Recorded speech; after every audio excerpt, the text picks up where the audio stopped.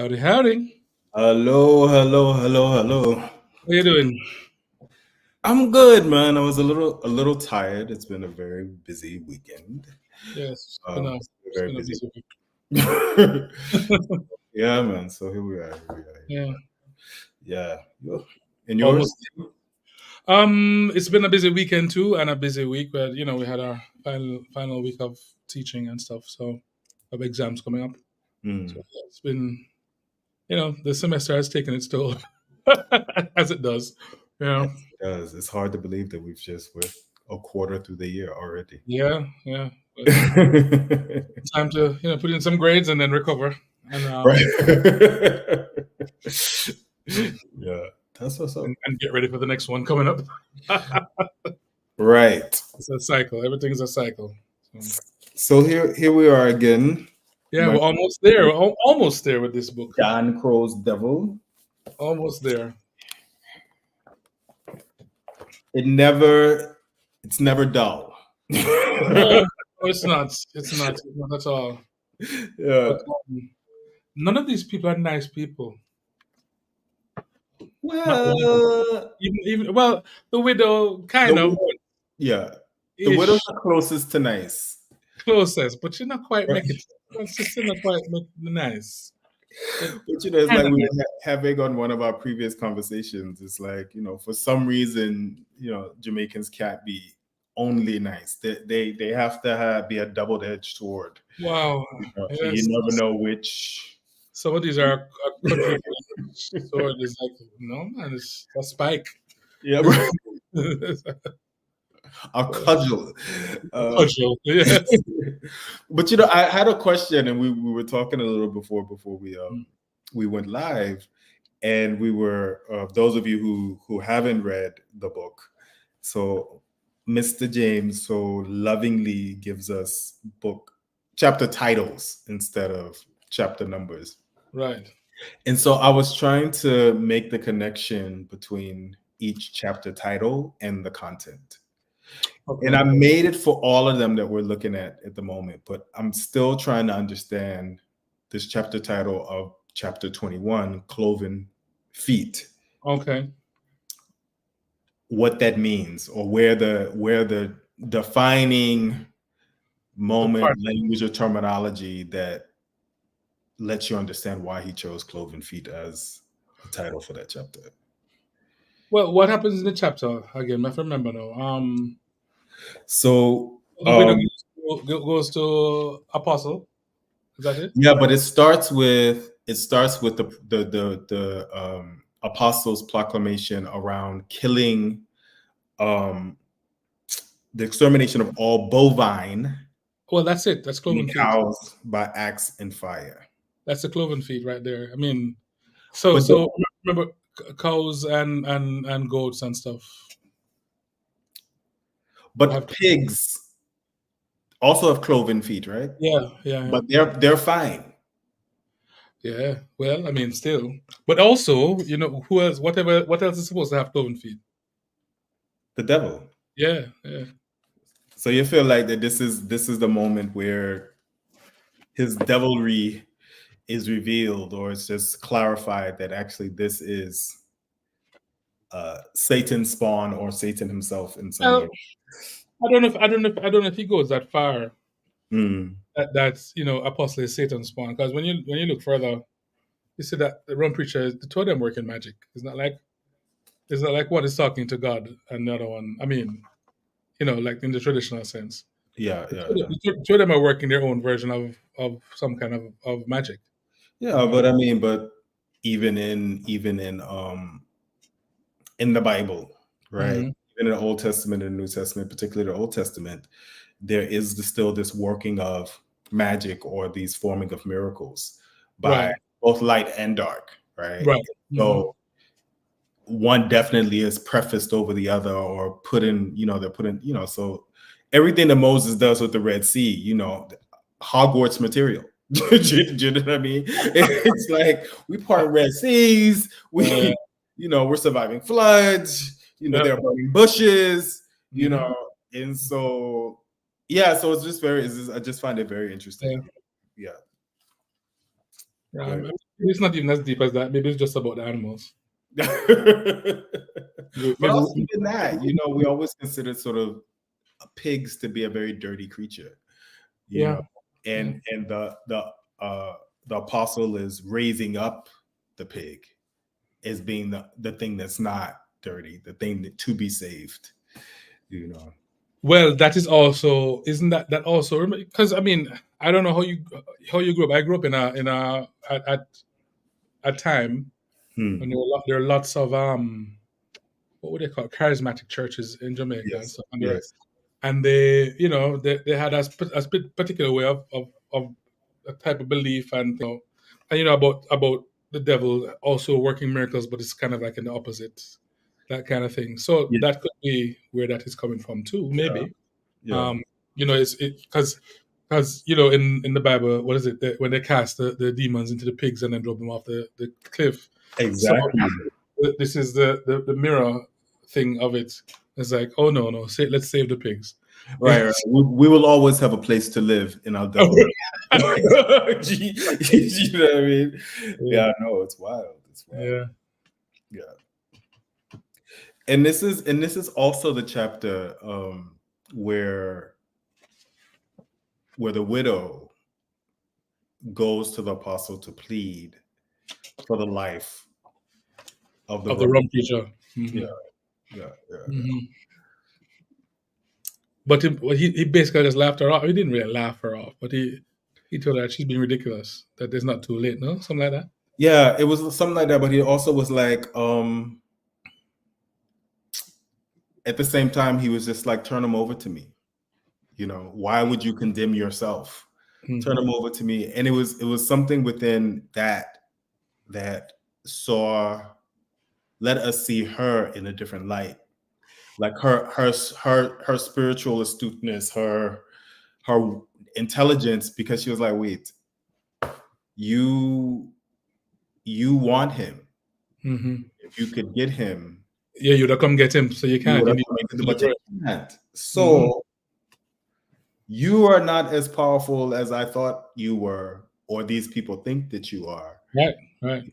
Which made me come to you to like maybe see if there was a way to get her. But even at that point, though, she still isn't quite sure why.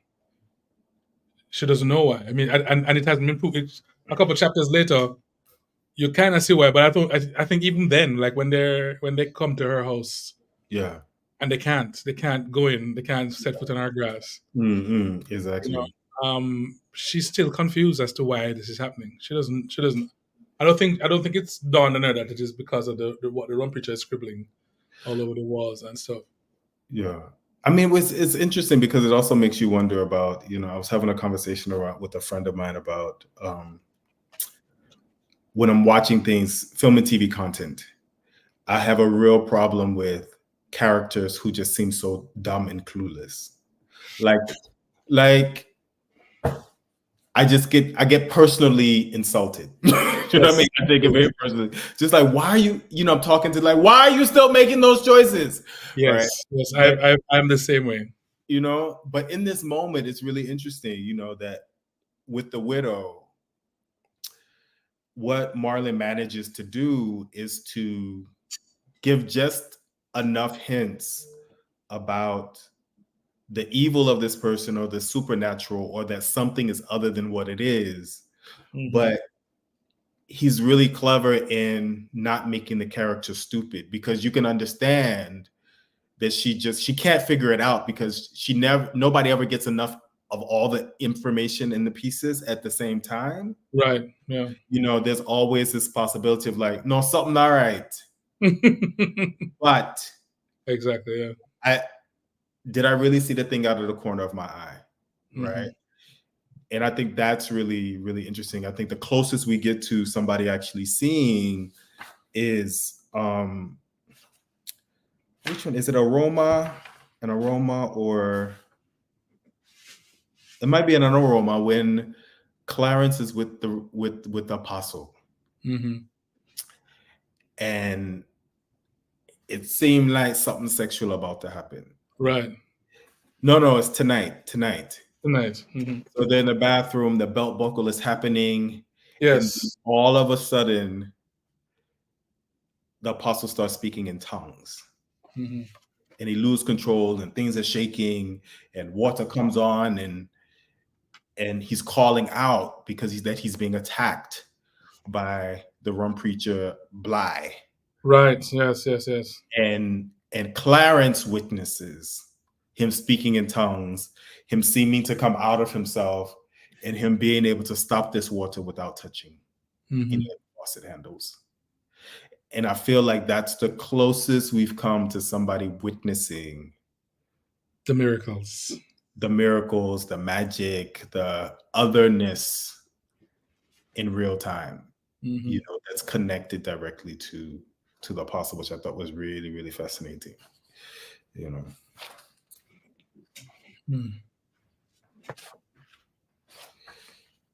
I have a question. What do you think about this in an aroma when the psychosis of Lucinda around her body smells? Mm-hmm. Well, I think her mother's voice has always been in her head. Mm.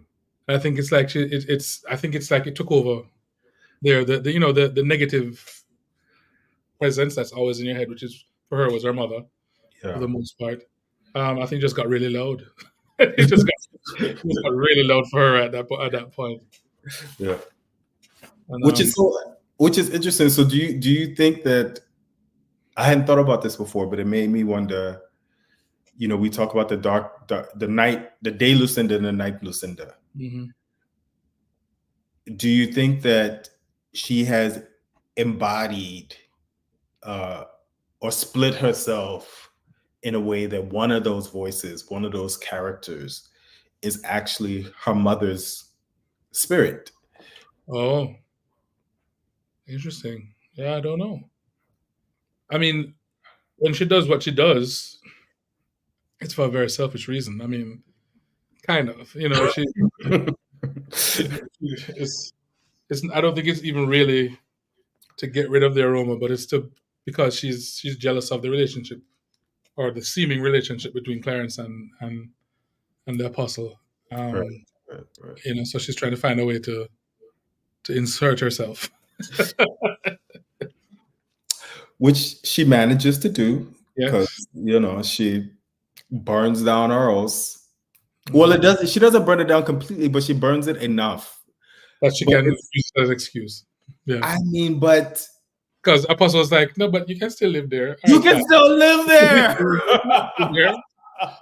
I was like, this guy has no shame. Like, he gives nothing about her, and she's so delusional that she's like, she doesn't care. She just does not care, and it's really interesting that she moves into this this area of the church that's above the town, above the village. Yes. And her sense of self-worth rises with the heights that she's now elevated to, because she can now look down on everybody. But she's also the biggest junk crow, because she's looking over all and about to wreak havoc wherever she needs to for the apostle. Exactly. Wow.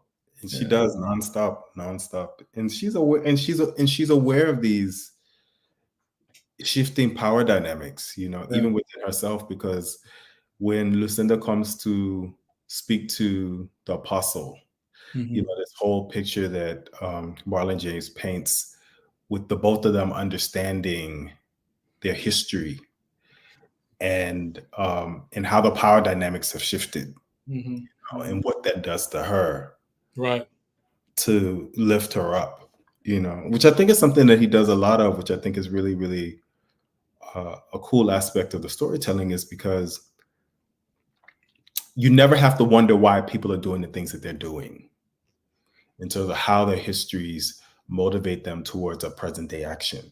Right.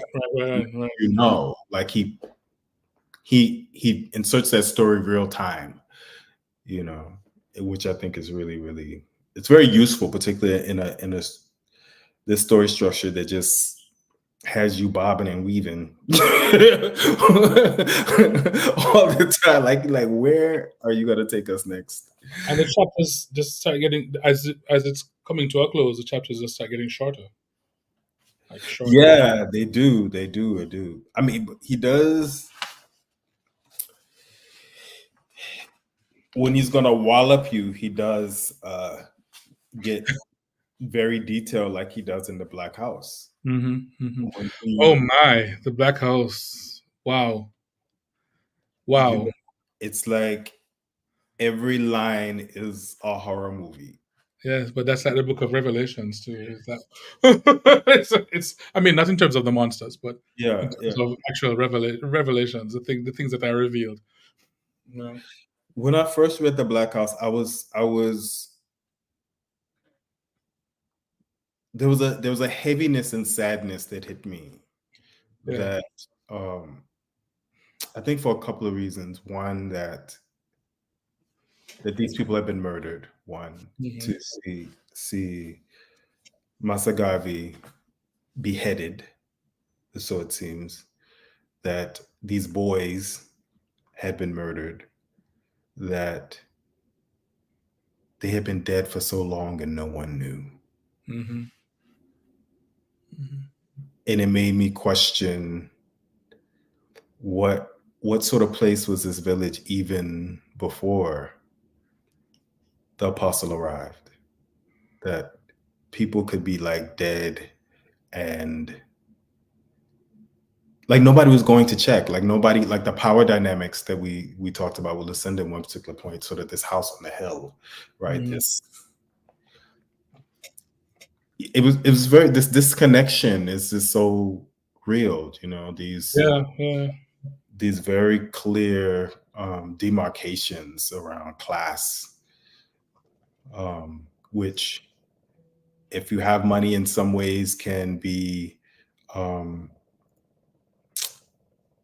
can be a boon to you. It lifts you Hmm. up above the things that are not so nice that are happening around you. Yeah, but They it doesn't. You can't isolate, escape everything with it. Yeah.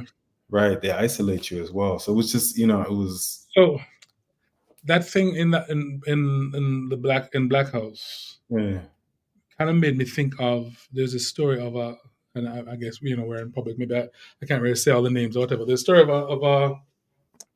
of an ambassador in Jamaica who was Mm, found stabbed multiple times in his house, but he was notorious for doing stuff with young men from the inner city, and Did well, it? not, huh?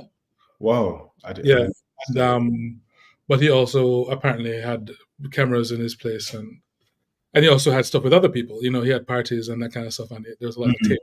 So mm, the tapes were a big thing after, everybody was, we want to know what's on the tapes and blah blah, because wow. it probably, it probably, there are probably several well-known people on the tapes, probably. Mm, So that's so without getting too much into that the thing on the Black House kind of made me think of that mm, when I read it. Because it's something similar. I mean, Manu, this man is his uncle or whatever, and mm, mm, but it's a kind of a crime of passion too. mm, mm, mm, There, because all the evidence was there of, and photographic evidence and whatever were there, were still there. So mm, you kind of got the picture of why it happened. Um, mm. not that it should have happened, but you see, why it happened. And that these kinds of things can happen in plain sight, right? Hmm. Like the entire village knew that something was wrong, Right. and it makes you wonder: is this also a case? I mean, one, it's definitely homophobia in terms of when there's something that is happening in that space, nobody really wants to deal with it or get But involved. also, he owned the village. Well, I mean, but I don't think, right. One, he was a pedophile, or so it Yeah. seems, right? Hmm. That I don't know if I don't know. I don't know if he was the same pedophile and this was a situation with young women or young girls. If the owning of the village would have kept people from being in uproar, particularly when him bringing them to church, like, and everybody knows that this thing is happening and he's doing it in public, But right? I think it would be worse with the boys than it would be the girls. How you mean? I think the uproar would have happened with the boys rather than the girls. But the uproar Think didn't so? happen with the boys. Yeah, yeah. Why? Because because Jamaica. Yeah. There's a lot of things of, oh, this is expected and blah blah blah. But but it wouldn't be that way with the boys. Mm. If he was cavorting without a young woman and whatever, they'll be, that's So you think there's something about the abuse of female bodies or the exploitation of female bodies in that particular sort of way would be more accepted, it should be tolerated. Yeah. in that the situation with the boys, if they had been framed as other than his nephews, Right. might have caused a different kind of uproar, because people have been like, well, he is a gay man. Pitchfork and stoning and whatever. Yeah. And I think the only reason that didn't happen is because he owned the village. And even though he was powerful, he knew that he had to have a cover story, right? Even as the owner of the village, of who these even if it's a transparent cover story, because everybody knew clearly. Right, clearly, yeah. Everybody knew. Maybe they didn't know to the extent, but everybody knew. Yeah. They didn't know the details we all found, or that the widow found. Yeah, but then that raises another question in terms of just, in our society, about what happens to boys who become men who have been molested. Yeah, it's a problem. Never get anybody. They deal with it on their own. Yeah. Mm-hmm. Which then goes to explain a bit about Apostle York, right? Like, how does he get so twisted himself? Yep. We're giving away part of the end because no, not really. Yeah, we can't give away too much. Too much. And I just realized that some of the words that we use, because we're very explicit in the words we use, don't forget that we're on social media, and sometimes I do a lot of those things. Because my TikTok, my Reggae Online TikTok is completely banned, and I think it's because of how we spoke about some of the things, some of the words we use. Because I used to wonder why people on TikTok use certain things like essayed or unalived, interesting. Some of those words trigger a type of censorship. Yeah. Okay. Can we say that word? Can we say censorship? We probably can. Yeah, it's so weird because you don't think about that, because it's like, it's a word and it means something. Why do I have to change it to something that a non-word that means unalived is not a word? So yeah, no, I understand. I mean, it's there's so much that happens in these particular chapters, and it's this. In sort of previous conversations, we talked quite a bit about this sort of this group dynamic of the mob mentality. Yes. And how that just continues to be a theme throughout, even to the point where, was it in the chapter Bang? Mm-hmm. They're literally cutting off their livelihood, cutting off the lifeblood of the village, like the way that the villagers earn a living. Exactly. When the truck comes, yes. When the truck comes, they come to pick up the store and the things that bring. I'll let them turn fool. But we see that we see that how people are easily swayed by other people with power. We see it in Jamaica all the time with the politics and the stuff. I mean, as long as they're giving you a box food when the campaigning time comes around, then you have to wear the whatever color T-shirt, and you're going to say what you need to say, and me a die hard this from long time and blah. So people are it don't take much to sway people. Maybe that's obviously that's something that Marlon was trying to explore in this book. because it's a huge theme that is every step of the way that the apostle cannot do the things that he's doing without the mob support. Yep. Yep. Even when he says he's under attack, under spiritual attack by the preacher, by Blythe, it has to be a group action for him to really take some sort of steps towards getting rid of him. It's never him. You realize that it's never him that's in the front. He's exactly ahead of him. He's never the one getting dirty hands. Exactly. Yeah. Which is and this is one of the times where it shows very clearly, because when the widow looks out into the yard after all the people are gone, and she sees him but doesn't see him, kind of slinking away back into the dark. It's a very sort of telling sort of thing. So it feels like it's a commentary about not just evil in this sense of just kind of the spiritual warfare, but even in these sort of capitalistic societies, even in these sort of places where there's corrupt government, that there's always these people, usually with lots of power, lots of influence, that are manipulating the masses to do dirty work, right? While they kind of sit in the background, peering voyeuristically to see how it all unfolds. Yeah. Well, I mean, you could almost say that that's what's going on now in the news, but now nobody's really hiding, because everybody is trying to. Everybody is taking their 15 minutes every few weeks to get on social media or on the news to spin whatever it is they're spinning, and still trying to manipulate with the spin, but not so much slinking anymore. I don't know. I feel like there's something right. There's a lot of slinking. There is. Right. And because there's slinking behind those people that are on. You're right. You're right. The people. It's like the people in the front doing the performance. Yeah. You're right. They aren't the producers. They aren't the. the writers. They're the conceptualizers.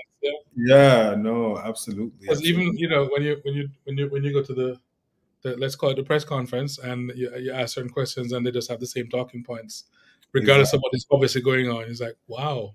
Exactly. You're almost like a robot. You're programmed just to say this and nothing else. Yeah, and it happens on sort of in the micro and macro level. I was having a conversation with a friend the other day about these moments of human generosity that we've been experiencing. I'm on the East Coast of the U.S. He's on the West Coast, and the realization that we're so inundated with all this negative stuff that doesn't feel generous or loving, but we are in fact experiencing a lot of generosity and loving in our spheres of knowing. And we're like, but how is it that we are now being made to believe that this is the minority experience, meaning that fewer people on the planet in the moment are having experiences of generosity and love? Because if it was the other way around, nothing would function. You wouldn't be able to walk out your door and then the streets not be running with blood. Yeah.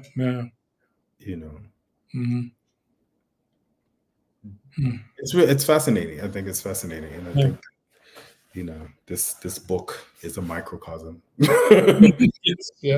of what can happen if things do shift the other way, where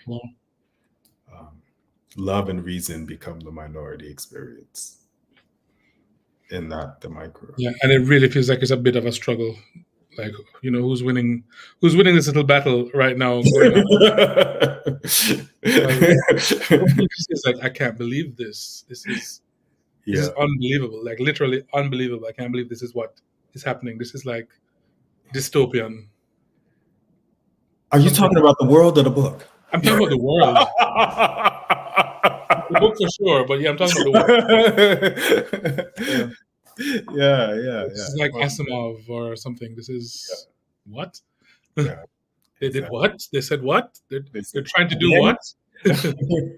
Yeah, no, it's very true. It's Uh, very true. I guess it's the power of of literature as well, that it makes us really helps us to form these connections when we don't mhm. are always able to form them in just kind of this tactile world that we live in, that we Yeah. need to see the comparisons in a different kind of way to understand it. Like, oh, this is Mhm. like the Handmaid's Tale. You know, I've never watched that or read it. you have. I've never read it. I've only watched it, Okay. and I feel like you have to watch it, because the first time that I watched it, which was during, it COVID. was just before the the um the Trump presidency, Okay. and I immediately, as I was watching it, went, oh, we're Mm. living in the precursor to the Handmaid's Tale. Like, you Wow. can immediately see Hmm. how the Handmaid's Tale, how that dystopian society, how that world took shape. You're like, this is how, Hmm. this erosion of reason and sanity and law and um, human rights. Yeah. Yeah, you can absolutely see it. I think that's it for me, man. I I think think that's so. Yeah, I think we're all. good. We're missing Shauna and Fabian. Um, them I just lot. want to let the listening audience know that today is Cinco de Mayo, and we're missing two of our people. I'm not saying it has anything to do with Margaritas. I don't or know. tequila. I'm not saying that it's about We can't assume, but we do know that celebrations of Fabian freedom. has a birthday coming up in a few days. So, Oh. hmm, hmm, I don't know. Hmm, yeah. So he might have been having a pre-birthday party. Shauna was invited, but we were not. But we weren't. Yes, yes, Oh, okay. because we live far. Because we live fire. we, As Fabian would say, you're fire. let's say that's what it is, and the burden of proof will be on them. I agree. Yeah, I agree. Wholesale. Yes, yes. Master Harris, it's been a pleasure as It's always. been a pleasure. Yes. See you in another couple of weeks. Yeah, man. Definitely, All right. All definitely. right. Blessings. Don't leave me yet. Let me close this down. Yeah, no, what goodie. Yes.